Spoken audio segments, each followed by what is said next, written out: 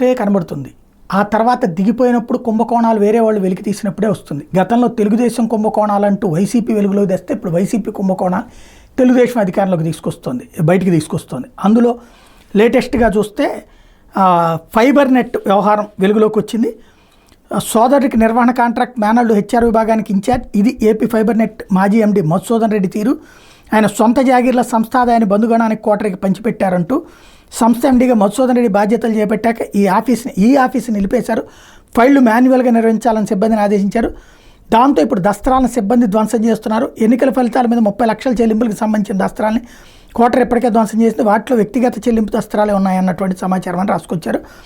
ఇందులో సంస్థ ఎండీ వాహనంతో పాటు మరో 2 బిల్లులు పెట్టి ప్రతి నెల సుమారు 3 లక్షల వరకు అదనంగా డ్రా చేసేవాళ్ళని, ఆ వాహనాలు ఎవరివి అని, ప్రింటర్ లేకుండా వాటిని క్యాట్రిడ్జ్లు కొనుగోలు చేసినట్టు నెలకి ₹1,50,000 ఖర్చు చూపారని, ఎన్నికలకు ముందు డ్రోన్ కార్పొరేషన్ ద్వారా 2 రోజుల్లో 20 లక్షలు చెల్లింపులు చేయించి వాటి బిల్లులు చెంపేశారని, అలాగే జిల్లాలోని కొందరు నెట్వర్క్ మేనేజర్ల వ్యక్తిగత ఖాతాలకు ఇందులో డబ్బులు పంపించారు అన్నటువంటిది మరొక ప్రధానమైనటువంటి అంశం.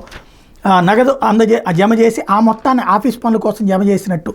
టోటల్గా సంస్థ అవసరం లేకుండా 2022 నుంచి వైకాపాలో ముఖ్య నేతల సిఫార్సుతో సిబ్బంది నియామకాలు జరిపారని, సుమారు 120 మంది ఫీల్డ్ సిబ్బందిని మే 30న విధుల నుంచి తప్పించి జూన్ 4న ఉత్తర్వులు ఇచ్చారని, వాళ్ళని విచారిస్తే అక్రమాలు వెలుగులోకి వచ్చే ప్రమాదం ఉందని ఇలా చేశారన్నటువంటిది ప్రధాన అభియోగం. అంటే కరెక్ట్గా మొన్న ఎలక్షన్ ముందు తీసేశారు వాళ్ళని అన్నట్టు.